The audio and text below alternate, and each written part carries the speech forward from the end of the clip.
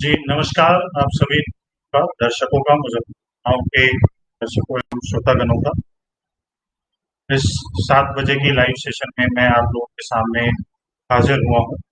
एक बहुत ही ज़रूरी और बहुत ही इंटरेस्टिंग टॉपिक को लेकर, जिसको हम लोग अगले 40-45 मिनट में बहुत डिटेल में डिस्कस करेंगे। सबसे पहले मैं आप सभी लोगों को प्रणाम कहना चाहूँगा।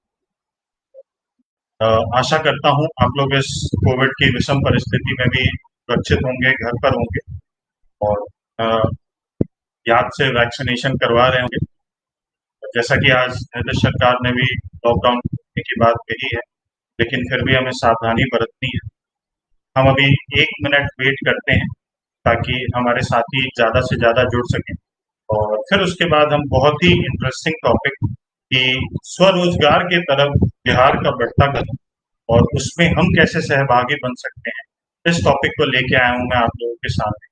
तो हम लोग 1-2 मिनट वेट करते हैं ताकि हमारे और साथीगण जुड़ सकें और जो लोग जुड़ गए हैं उनसे एक रिक्वेस्ट है कि वो इसको जितना अधिक से अधिक शेयर कर सकें और वो काफ़ी अच्छा होगा ताकि ज़्यादा से ज़्यादा लोग इसका आनंद उठा सकें और इसके बारे में जान सकें। तो चलिए फिर अ, मैं इस मुज़फ्फरपुर नाउ की इस मुहिम का साथी बना, इसके लिए मैं मुज़फ्फरपुर नाउ का तहे दिल से आभारी हूँ और कि उन्होंने इस विषय की गंभीरता को समझते हुए मुझे ये मौका दिया कि मैं आप लोगों के समक्ष इस विषय को अच्छे से और बेहतर तरीके से सभी लोगों की भलाई के लिए रख सकूं। तो मेरे इसमें इस लाइव सेशन में 2 रिक्वेस्ट हैं आप लोगों से। एक, ये कोई भी राजनीतिक मुद्दा नहीं है या फिर कोई पॉलिटिकल काइंड ऑफ डिस्कशन नहीं है, सोशल डिस्कशन नहीं। ये सॉर्ट ऑफ एक टेक्निकल सेशन है जिसमें हम आपके एक स्कीम के बारे में और उसकी डिटेल्स के बारे में डिस्कस करेंगे। तो इसमें मैं चाहूंगा कि आप लोग अंत तक जुड़े रहें और इसमें अपना पूरा ध्यान और पूरा फोकस रखें।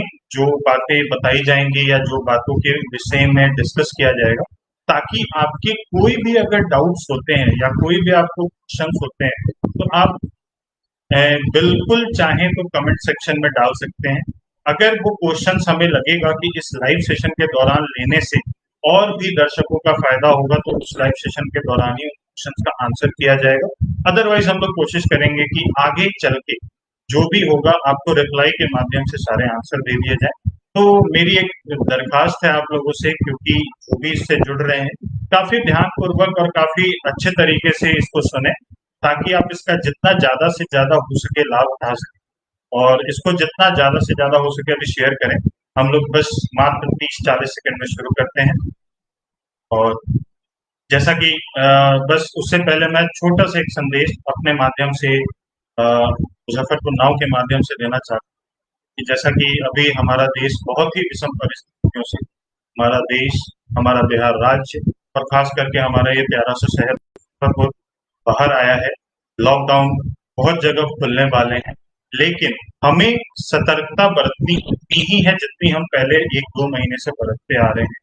हमें मास्क का यूज करना है, सोशल डिस्टेंसिंग का पालन करना है, सो दैट कि जो केसेस में जो डाउनफॉल आया है वो उसी तरीके से रहे।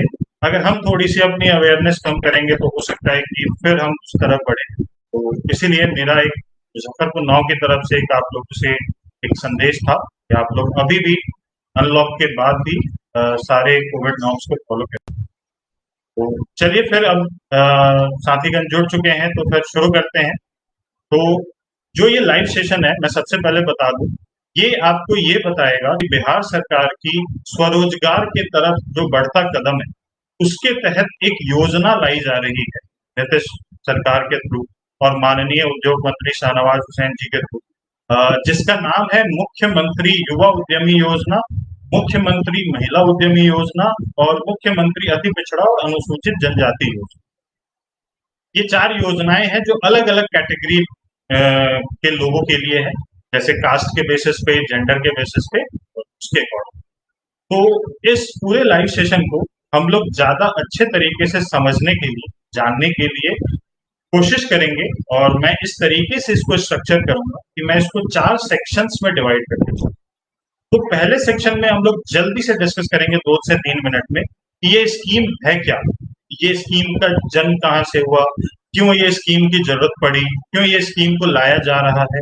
उसके बाद हम लोग सेकंड सेक्शन में, लाइव सेशन में हम लोग डिस्कस करेंगे कि ये स्कीम वाकई में है क्या, मतलब इसमें मेरे को क्या बेनिफिट्स मिलने वाले। जैसा कि टाइटल हमारा कहता है कि 10 लाख का लोन मिलेगा, तो कैसे मिलेगा, किनको मिलेगा, क्या उसकी एलिजिबिलिटी क्राइटेरिया, मतलब योग्यता क्या है उसकी लेने की कि मैं उस लोन को ले सकता हूँ। थर्ड सेक्शन में हम लोग एक डिटेल्ड प्रोसेस की बात करें कि इसकी ऑनलाइन अप्लाई करना है, किस वेबसाइट पे जाना है, क्या क्या डॉक्यूमेंट्स या दस्तावेज लगेंगे, और उसके अकॉर्डिंगली आप किस तरीके से इसको अप्लाई कर सकते हैं, और उसमें क्या क्या चैलेंजेस आएंगे अप्लाई करने में, उसको भी हम लोग थोड़ा सा डिस्कस करेंगे जल्दी। लास्ट जो सेक्शन होगा हमारा, जो सबसे इंपॉर्टेंट सेक्शन होगा, कि इस स्कीम में अप्लाई करने के बाद, मैं इस योजना में मैंने अप्लाई कर दिया, मेरा एक्नॉलेजमेंट आ गया, मैं अब रेडी हूं, मतलब मैंने इसका एप्लीकेंट बन चुका, अब उसके बाद होगा क्या, मतलब क्या मुझे अप्लाई करते ही लोन मिल जाएगा, या फिर मुझे कुछ और डॉक्यूमेंट्स को सबमिट करना पड़ेगा, या कोई सिलेक्शन क्राइटेरिया है, मतलब किस आधार पर मुझे लोन दिया जाए। तो इसी चार सेक्शन को हम लोग डिस्कस करेंगे, और इसी चार सेक्शन में हम लोग अपनी पूरी बातों को रखते हुए इस स्कीम को जितना बेहतर तरीके से हो सकता है उतने बेहतर तरीके से समझें। तो इस सेक्शन वन पे आने से पहले मैं बहुत जल्दी और बहुत ही संक्षिप्त में आप लोगों को एक बिहार की नई कल्पना बताना चाहता हूँ कि कल का बिहार कैसा बनाने की कोशिश कर रहे हैं, और हमें कैसा बनाना है, जिसमें सेल्फ एम्प्लॉयमेंट, जो कि स्वरोजगार है, उसकी भूमिका बहुत अहम होगी, और उसके तरफ सरकार का आज एटलीस्ट ध्यान जा चुका है, और उसके तरफ बहुत से सकारात्मक कदम लिए जा रहे हैं, जिसमें से एक स्टेप ये स्कीम अपने आप में। तो क्या ऐसे स्टेप्स हैं जो सरकार ले रही है, और क्या एक नए बिहार की कल्पना हम लोग कर सकते हैं, तो मैं बस 4 पॉइंट रखता हूं, फिर उसके बाद स्कीम पे आता हूं। तो सबसे पहले बिहार जो है अब हमारा एक इमर्जिंग इकोनॉमी के तौर पे उभर, जिसमें कि ग्रोथ रेट, जिसको जीएसडीपी में मापा जाता है, 10.5% रही है 1920 की। दूसरा, इनेबलिंग इकोसिस्टम, अब वो पहले वाली बात नहीं रही, अब इन्वेस्टमेंट के लिए इन्वेस्टर्स को एक इकोसिस्टम देने की बात कही जा रही है। उसको रिकॉग्नाइज किया जा रहा है कि क्या क्या सिस्टम में फ्लॉज हैं, और उनको हम कैसे कैसे ठीक करके इन्वेस्टर्स के लिए बिहार को और आकर्षक और लिक्रेटिव बना सकते। तो जैसे कि सबसे हाई प्रायोरिटी सेक्टर्स हैं बिहार के, कुछ फूड प्रोसेसिंग है, टेक्सटाइल है, लेदर है, एग्रीकल्चर है, इन सब के लिए एक इको सिस्टम इनेबल किया जा रहा है, ताकि इन्वेस्टर्स बाहर से आए और यहाँ पे इन्वेस्टमेंट करें, ताकि यहाँ पे सेल्फ एम्प्लॉयमेंट और रोजगार की भी संभावनाएं और असीम संभावनाएं। तीसरा जो सबसे महत्वपूर्ण और सबसे अनोखा है इस बिहार के लिए, यह है स्किल बेस्ड पॉपुलेशन। करीबन आपकी 11 मिलियन पॉपुलेशन ऐसी है जो 18 से 23 साल, तो अगर इनके हाथों में एक जरूरी स्किल दे दो, इनको तैयार कर दो, तो ये क्या नहीं कर सकते। तो ये भी एक बिहार के फेवर में है ये बात, कि एक स्किल बेस्ड पॉपुलेशन है। और लास्ट सबसे एक इंफ्रास्ट्रक्चर डेवलपमेंट की बात, पॉलिसीज के डेवलपमेंट की बात। अगर आपने देखा होगा तो बिहार इकलौता राज्य है जो इथेनॉल पे डेडिकेटेड पॉलिसी है, तो इंफ्रास्ट्रक्चर डेवलपमेंट की बात की जा रही है। तो इन्हीं सब चार बातों और इन्हीं सब चार मुख्य बिंदुओं को ध्यान में रखते हुए हम लोग आते हैं अपने सेक्शन वन पे, जो कि है ये स्कीम है क्या। तो जैसा कि आप लोगों को याद होगा, नीतीश सरकार ने एक आत्मनिर्भर बिहार के 7 निश्चय का एक डॉक्यूमेंट रेडी किया, और उसमें उन्होंने बताया था कि ये फॉलोइंग आर द पॉइंट्स, कि इसमें ये चीजें हैं जो सरकार करेगी बिहार को आत्मनिर्भर बना। उसी के तहत स्वरोजगार को बढ़ावा देने के लिए, सेल्फ एम्प्लॉयमेंट जनरेट करने के लिए एक स्कीम की बात हुई थी, जिसका नाम था मुख्यमंत्री उद्यमी योजना, जो कि पिछले 1.5 या 2 सालों से अति पिछड़ा वर्ग और अनुसूचित जनजाति के लिए ऑलरेडी चली आ रही। अब क्या है कि ये स्कीम को अब युवाओं के लिए और महिलाओं के लिए भी इनेबल कर दिया गया है। 1 जून से इसकी डेट थी, पर लॉकडाउन को ध्यान में रखते हुए इस डेट को अभी बढ़ा दिया गया है। और जैसा कि एक वेबिनार कल मैंने अटेंड किया था, उसमें शाहनवाज जी और माननीय उद्योग मंत्री जी ने कहा, और बाकी जो भी सदस्यगण थे, उन्होंने बताया कि इसको बहुत जल्द से जल्द, मतलब कमिंग वीक्स में इसको दोबारा खोल दिया जाएगा, और आप लोग एप्लीकेशन फाइल कर सकते हैं इस स्कीम। तो आत्मनिर्भर बिहार के तहत 7 निश्चय के तहत 4 स्कीम है, एक है अनुसूचित जनजाति योजना, उद्यमी योजना, एक है अति पिछड़ा उद्यमी योजना, एक है युवा उद्यमी योजना और एक है महिला उद्यमी। इन चारों स्कीम को, चारों योजनाओं को 200-200 करोड़ का बजट एलोकेट, तो मतलब टोटल ये उद्यमी योजना का जो बजट है वो 800 करोड़। और एक न्यूज रिपोर्ट की माने तो उसमें 8,000 एप्लीकेंट सरकार कोशिश में है कि एटलीस्ट 8,000 एप्लीकेंट को वो लोन दे और उनको स्वरोजगार के लिए तैयार है। तो ये हो गई स्कीम की बात।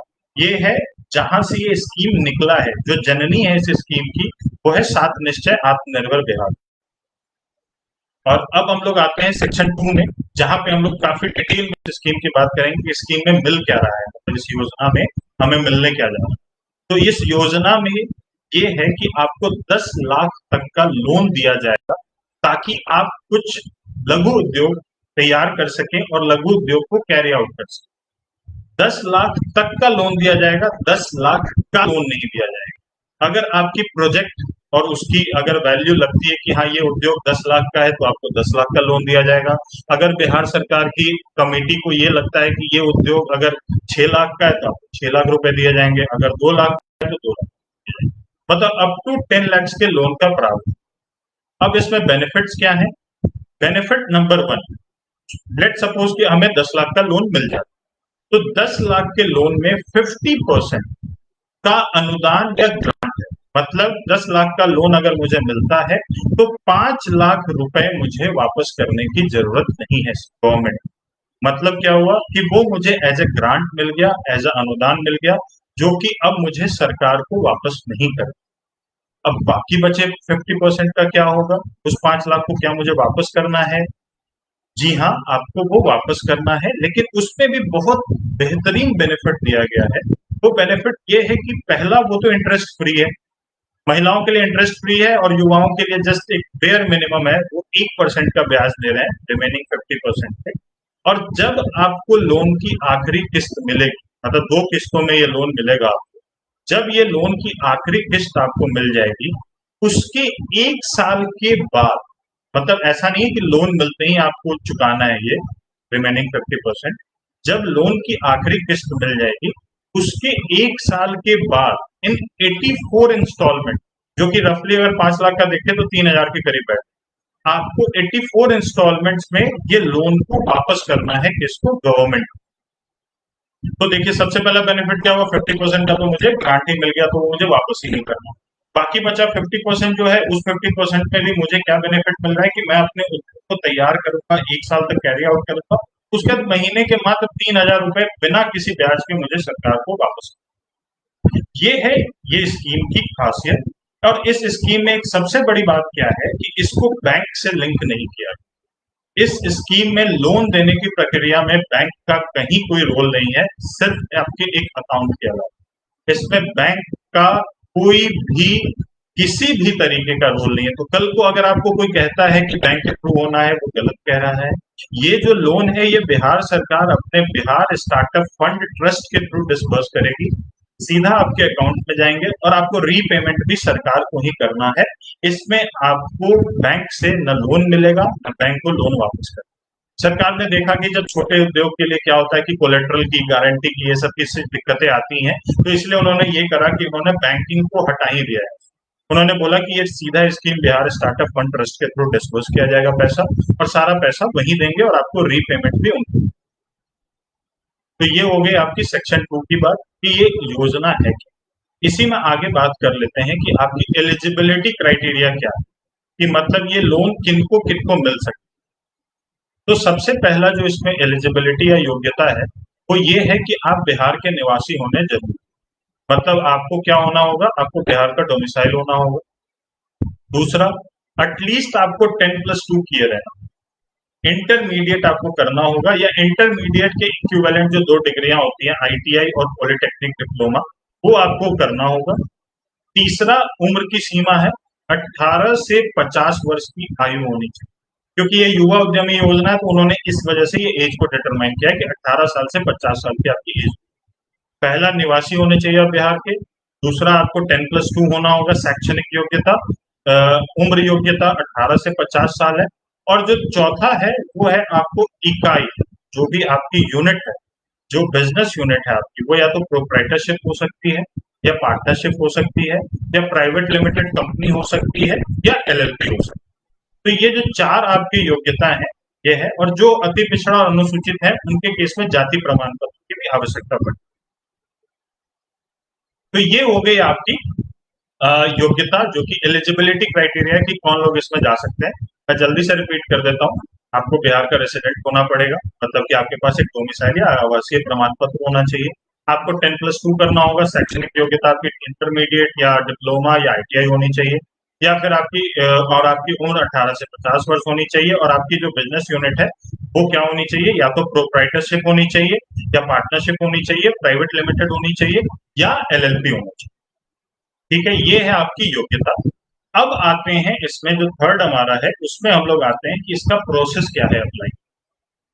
ये कंप्लीटली ऑनलाइन प्रोसेस है। अब हम लोग अपने सेक्शन 3 में आ चुके हैं इस लाइव सेशन, जो कि हमारा, जहां पे हम लोग जानेंगे कि इसमें अप्लाई करने के या फिर इसमें जाने के हमें क्या क्या प्रोसेस होगा, कैसे हम इसमें अप्लाई कर सकते हैं, क्या क्या डॉक्यूमेंट्स लगेंगे, इन सब के हम लोग। तो इसमें जो सबसे पहला प्रोसेस है आपका, एक वेबसाइट है udyami.bihar.gov.in, उद्यमी udyami.bihar.gov.in। ये एक वेबसाइट है गवर्नमेंट की, बिहार गवर्नमेंट की। यहीं पे आपको जाके अप्लाई करना है। यहाँ पे आपको दो चीजें मुख्य रूप से मिलेंगी जो आपको हेल्प करेंगे अप्लाई करने में। पहला है प्रोजेक्ट लिस्ट, जहां पे अराउंड 102 के करीब प्रोजेक्ट लिस्ट दिखा रखे हैं कि जो बिजनेसेस आप कर सकते हैं। ठीक है, एक तो ये बात होगी। दूसरा उस केस में, दूसरा उसके बाद क्या है, वहां पे एक यूजर मैनुअल है, जो कि हिंदी में उपयोगकर्ता सूची का लिखा गया है। वहां पे वो एक यूजर मैनुअल है, जिसको डाउनलोड करके आप देख सकते हैं कि पूरे एप्लीकेशन में आपसे क्या क्या डिटेल मांगी जा रही है, आपसे क्या क्या चीजें आपको देनी पड़ रही हैं, क्या क्या डिटेल्स, क्या क्या डॉक्यूमेंट आपको अपलोड करने हैं, किस तरीके से करने हैं। तो वो काफी डिटेल्ड में एक यूजर मैनुअल इन्होंने बहुत ही सहायता के लिए उपलब्ध करा रखा है, जिसको पढ़ के कोई भी जान सकता है कि हाँ, इसमें क्या क्या चीजें लगेंगी और किस तरीके से लगेंगी और किस तरीके से मुझे एप्लीकेशन। तो आपको जाना है udyami.bihar.gov.in पे। वहां पे जाने के बाद आपको ये, वहां पे एक रजिस्ट्रेशन का लिंक है, वहां रजिस्टर करना है आपको आधार के नंबर पे। और आधार बेस्ड जो मोबाइल नंबर होगा उसके ओटीपी के बेसिस पे आपका रजिस्ट्रेशन हो जाएगा। रजिस्ट्रेशन करने के बाद वो आप उपयोगकर्ता सूची में जाएंगे, वहां पे देखेंगे क्या क्या डिटेल देनी है। उसमें जनरली क्या आपको अपनी पर्सनल डिटेल देनी है, एजुकेशनल डिटेल्स देनी है। उसके बाद आपको और क्या डिटेल देनी है, आपको अपने इकाई की डिटेल देनी है, मतलब जो आपका संगठन है और जो इकाई है उसकी डिटेल देनी है कि प्रोप्राइटर है तो प्रोप्राइटर की डिटेल, पार्टनरशिप है तो पार्टनरशिप की डिटेल।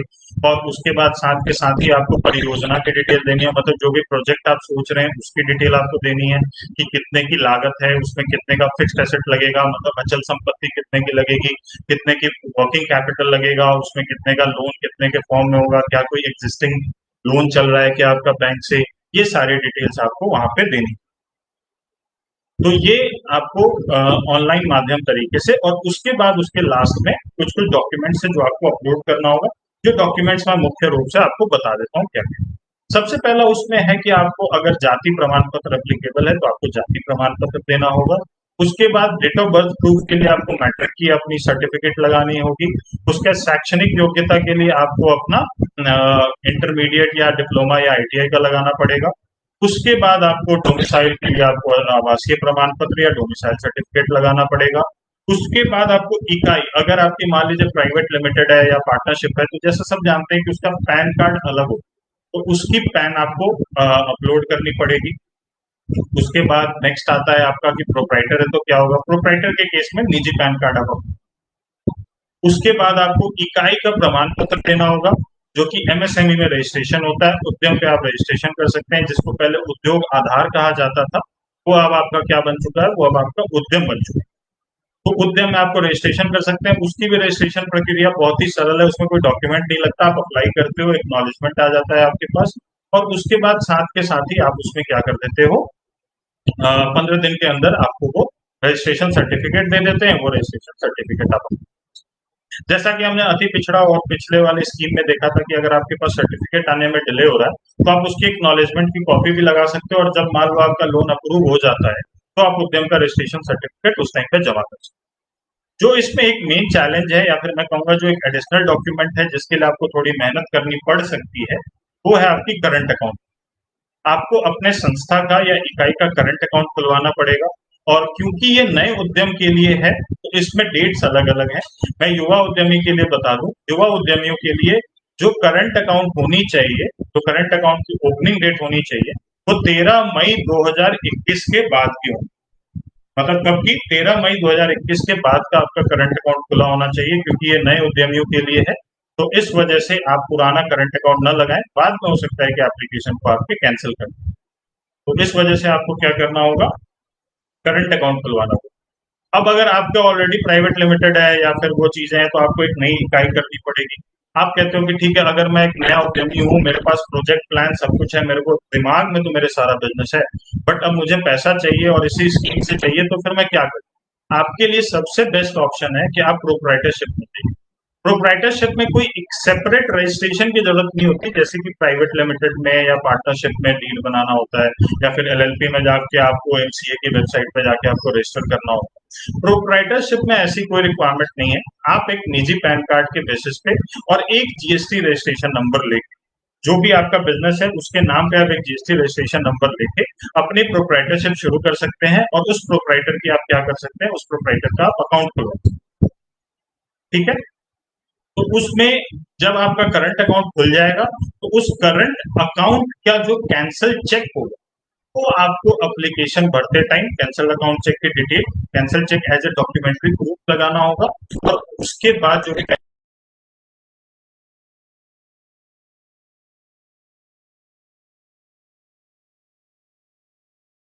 एग्जिस्टिंग इकाई नहीं है, तो उनके लिए स्टार्टिंग पॉइंट ये उद्यमी योजना नहीं है। उनके लिए स्टार्टिंग पॉइंट है कि वो पहले जीएसटी का रजिस्ट्रेशन लें, और जीएसटी का रजिस्ट्रेशन लेने के बाद, जीएसटी का जब वो रजिस्ट्रेशन मिल जाए, तो करंट अकाउंट खुलवाएं, और फिर उसके बाद।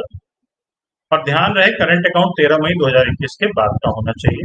और जब ये सारे डॉक्यूमेंट्स और दस्तावेज आपके पास आ जाएंगे, तब आप इस स्कीम में अप्लाई करेंगे, और इस स्कीम में आपको फिर एक एक्नॉलेजमेंट नंबर दे दिया जाएगा, और वो एक्नॉलेजमेंट नंबर आप कैरी आउट। ठीक है? तो ये था हमारा सेक्शन 3, जो कि डिटेल में हमने थोड़ा जाना कि इसमें क्या क्या डॉक्यूमेंट्स लगेंगे, क्या क्या एलिजिबिलिटी क्राइटेरिया है, कहाँ पे जाके आपको अप्लाई करना है, कौन सी वेबसाइट पे जाना है। पूरा प्रोसेस ऑनलाइन है, ऑफलाइन कोई भी माध्यम नहीं है। ऑफलाइन आपको कहीं भी इसको वो नहीं करना, क्या कहते हैं, अप्लीकेशन फाइल नहीं करना। अब हम लोग आएंगे, डिस्कस करेंगे सेक्शन 4 कि ठीक है, अब मैंने जब अप्लाई कर दिया, तो अब मुझे क्या, तो मुझे वो जानना है, तो उस केस में जानते हैं। और मीनवाइल मैं बस जल्दी से देख लूं कि अगर कोई वैसे कमेंट है जिसका हम लोग देखें। जी, मैं एक चीज देख रहा हूँ कि लोग लिख रहे हैं कि बैंक बैंक बैंक। मैं अभी भी बता दूं, इसका बैंक से कोई लेना देना नहीं है।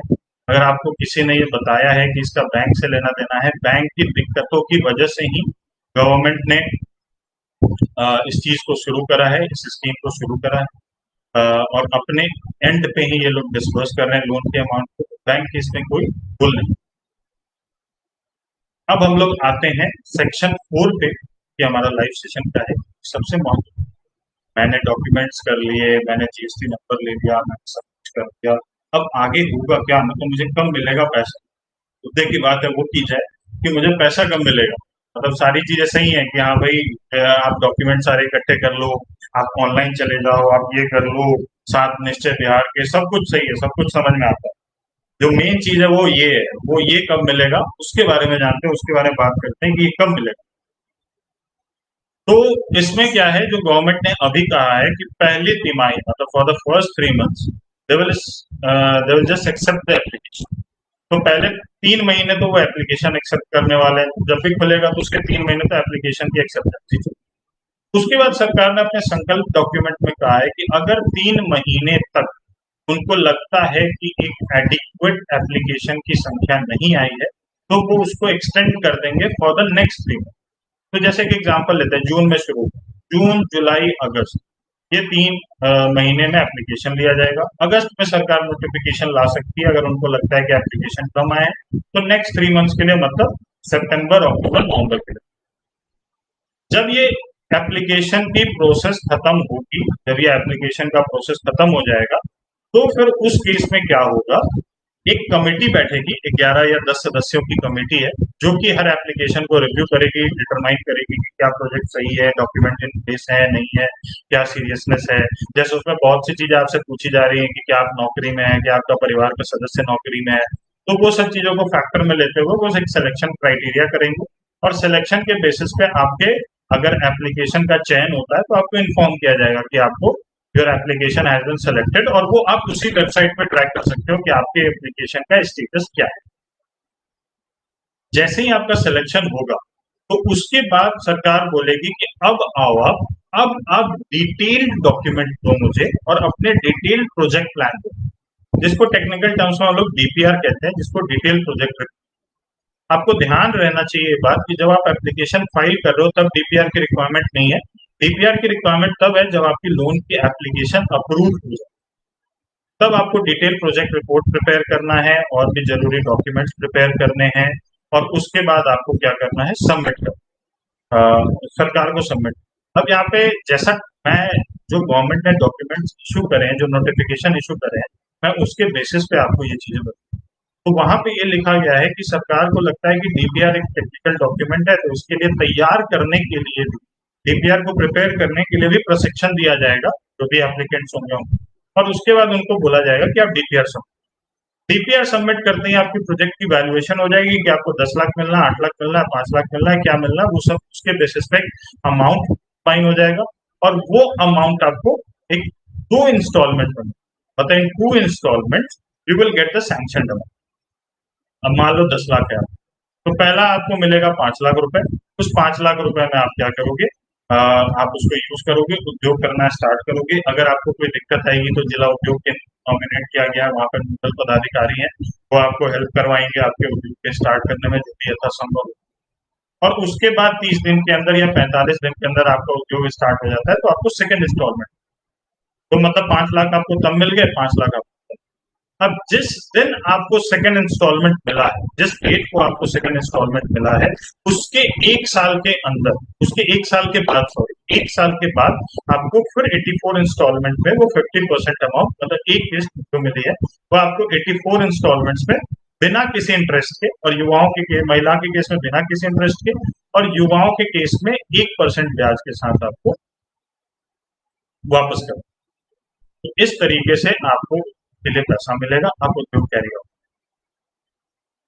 इसमें एक प्रावधान और है, वो प्रोविजन ये है कि आपको ट्रेनिंग पर्पस के लिए, मतलब अगर आप ट्रेनिंग करना है, जो अगर कौशल प्रशिक्षण की जरूरत है आपको, उसके लिए भी 25,000 मिल सकते हैं। अगर आपके उस रेस्पेक्टिव प्रोजेक्ट में आपको ट्रेनिंग की जरूरत है तो उस केस में भी आपको 25,000 रुपए दिए जा सकते हैं।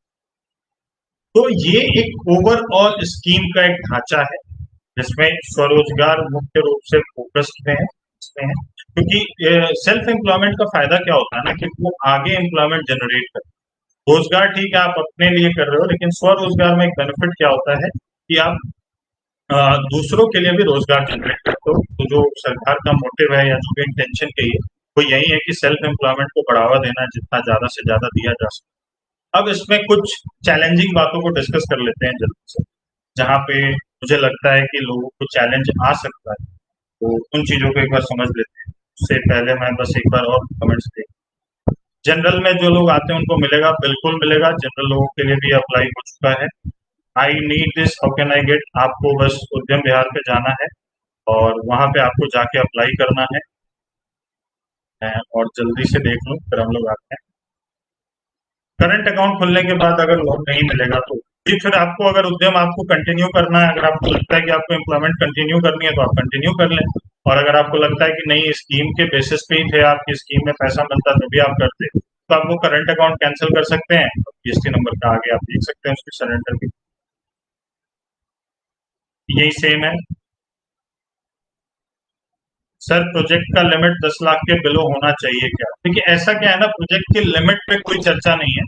आपका प्रोजेक्ट का लिमिट हो सकता है, कुछ भी हो सकता है। आप ये नहीं कि आप 5 करोड़ के प्रोजेक्ट की लिमिट देके 10 लाख के लोन के लिए अप्लाई करें, वो कहीं से तुक नहीं बैठता। ठीक है 15 लाख हो सकता है, 20 लाख हो सकता है, लेकिन जो सहायता मिलेगी आपको वो मिलेगी आपको सिर्फ 10 लाख रुपए तक के लिमिट।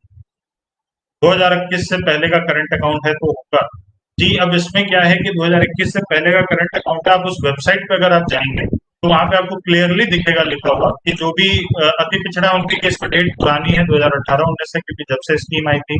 युवाओं के केस में 13/5/2021। आप वेबसाइट पे जाएँ, आप देख लें कि करंट अकाउंट की निर्गत तिथि क्या लिखी है, आपकी जाति, आपके जेंडर के हिसाब से, आप उस हिसाब से वो डिटरमाइन कर सकते हैं कि आपका करंट अकाउंट कब का हो। सर, एनजीओ को लोन मिल सकता है, नहीं मिल सकता, उन्होंने इकाई को डिफाइन करा है।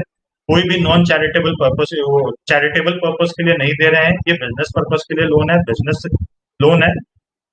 ट्रस्ट को लोन मिलेगा, नहीं मिलेगा। तो ट्रस्ट को लोन नहीं मिलेगा तो मतलब क्या हुआ, अगर आपकी स्कूल वगैरह ये सब चीजें हैं तो उनके लिए नहीं है। प्रोजेक्ट लिस्ट में मैं आपको क्विकली एक बार देख के मैं जल्दी से आपको ब्रीफ करता हूँ कि प्रोजेक्ट लिस्ट में ये क्या क्या कवर करता है। आप मेरे को बस एक सेकंड दें, परियोजना की सूची में हम लोग आते हैं।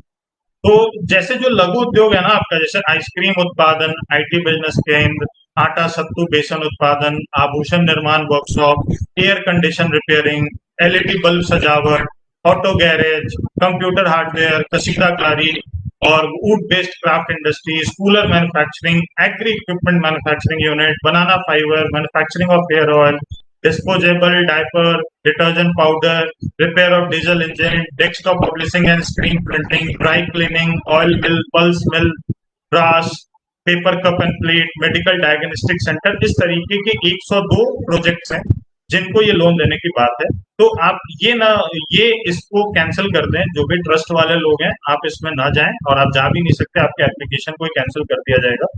बिजनेस पर्पस के लिए है, अगर आपको जाना है तो आप अपनी एक नई इकाई गठित करें, वो प्रोप्राइटर फॉर्म में हो, पार्टनरशिप फॉर्म में हो, जिस भी फॉर्म में हो, उसके तहत आप इस स्कीम में जाएं। This is more from a business purpose. और आगे आते हैं, इसमें मेरा एक सुझाव हमारे एंड से रहेगा कि जैसा कल जो एक मीटिंग हुई, वेबिनार हुई, उसमें बहुत सबसे ज्यादा फोकस है ना फूड प्रोसेसिंग को दिया जा रहा है। तो आप कोशिश करें कि फूड प्रोसेसिंग रिलेटेड अगर आपको लगता है कि कोई बिजनेस आप कर सकते हैं जिसका मार्केट है, उसका बेनिफिट ये है कि फूड प्रोसेसिंग में ना किसी भी बिजनेस को चलने के लिए या चलाने के लिए दो चीजों की आवश्यकता शुरुआती दिनों में बहुत ज्यादा होती है, कि उसके रॉ मटेरियल को प्रोक्योर करने में कोई एडिशनल कॉस्ट ना आए, और उसका जो फिनिश गुड्स है उस बिजनेस का वो लोकली कंज्यूम हो जाए, कि उसको भी ट्रांसपोर्ट करने की कोई दिक्कत नहीं।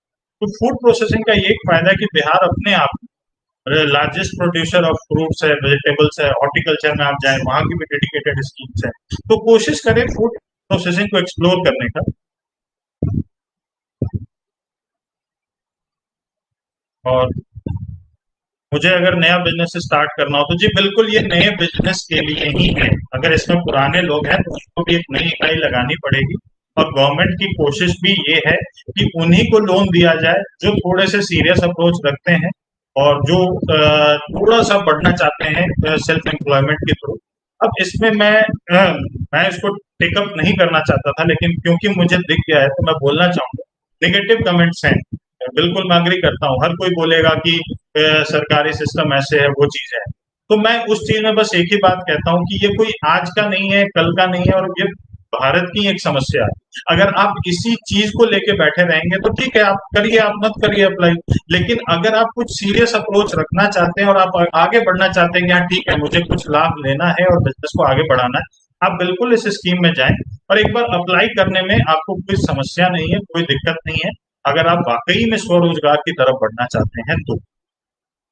अब इस पूरे सेशन को मैं लास्ट में एक दो बहुत ही महत्वपूर्ण जानकारियों के साथ खत्म करने की कोशिश करूंगा, जिसके तहत जो मेरे कंक्लूडिंग रिमार्क्स होंगे इस पर्टिकुलर लाइव सेशन के लिए।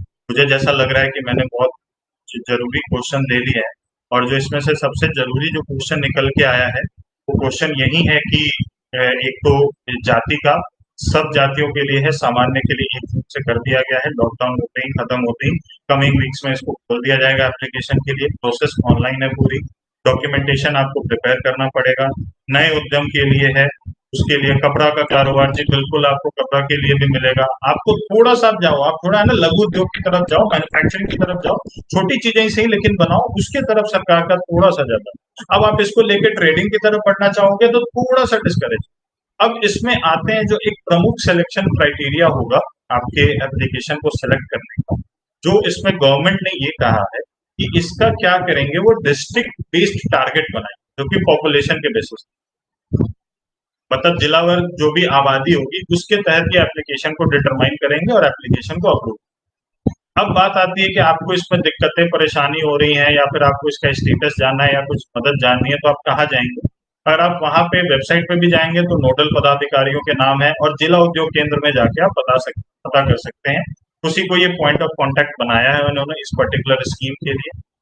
तो जो भी एक इन्वायरमेंट धीरे धीरे एक इकोसिस्टम में कहूँगा, जो डिफरेंट स्टेक होल्डर्स को मिला के जो एक इकोसिस्टम क्रिएट किया जा रहा है, तो मैं बहुत ही हम्बल रिक्वेस्ट करता हूँ कि आप लोग इसमें पार्टिसिपेट करें, इसमें एक अपना पार्टिसिपेशन दीजिए कि एक स्कीम आ रही है, एक योजना आ रही है। क्या आपने आज से पहले कभी ऐसा सुना था कि स्वरोजगार या सेल्फ एम्प्लॉयमेंट की तरफ बिहार इतनी ज्यादा तेजी से बढ़ रहा है? क्या आपने ये सुना था कि हाँ मेगा फूड पार्क आ रहा है? क्या आपने ये सुना था कि इंडस्ट्रियल एरिया दिन पर दिन बढ़ाए जा रहे हैं? बेहाडा डेली के डेली बेसिस पे काम कर रहा है। मैं ना ही गवर्नमेंट से रिलेटेड हूँ ना ही मैं कहीं से रिलेटेड हूँ, लेकिन मैं एक चेंज देख रहा हूँ। मैं पीछे से चार्टर्ड अकाउंटेंट हूँ, तो मैं थोड़ा सा फिगर्स में विश्वास रखता हूँ। तो फिगर्स में ही अगर बात करते हैं तो देखिए क्या है कि बिहार गवर्नमेंट ने SIPBA नाम की एक बना रखा है बोर्ड, जो कि सिंगल इन्वेस्टमेंट प्रमोशन बोर्ड। अब वहां पे इन्वेस्टर अप्रोच करते हैं और सीधा इन्वेस्टमेंट होती है वहां, और क्लियरेंसेस मिल रही है। जो प्रमुख नाम है, सुपौल में जिंदल है, मुजफ्फरपुर मोतीपुर में हल्दीराम है, जिनकी स्टेज 1 और स्टेज 2 क्लियरेंसेस भी हो गई। तो आपको ये समझना पड़ेगा कि एक ये नया सिस्टम तैयार किया जा रहा है। अगर आप थोड़ा सा पॉलिटिक्स में रहेंगे या फिर थोड़ा सा नेगेटिव अप्रोच रखेंगे, तो हो सकता है कि आप इस बढ़ती हुई पेस में पीछे रहे। तो एक पॉजिटिव अप्रोच और पॉजिटिव माइंडसेट के साथ इस स्कीम को समझिए, इस योजना को जानिए और इसमें अप्लाई कीजिए, ज्यादा से ज्यादा अप्लाई कीजिए और कोशिश कीजिए कि एक अच्छे से अप्लाई करें और अच्छी से डिटेल भरें जरूरत के हिसाब से, और जो सही डिटेल्स हैं उसको भरें, ताकि हमें लोन मिलने के चांसेस जितना से ज्यादा हो, वो हमारी चांसेस हमारे बढ़ जाए लोन लेने के। मैं और क्वेश्चन ले लेता हूँ, फिर उसके साथ मैं इसको खत्म करता हूँ। I have a plan but unit is not started.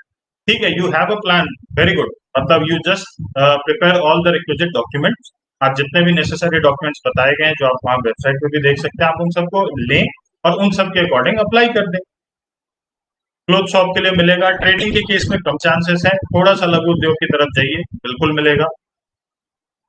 Project list share करें, प्रोजेक्ट लिस्ट आपको परियोजना सूची मिल जाएगी वेबसाइट पे।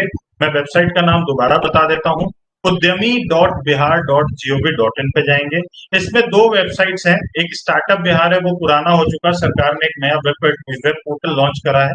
तो आप कोशिश करें कि आप udyami.bihar.gov.in पे जाएं और वहीं पे देखें।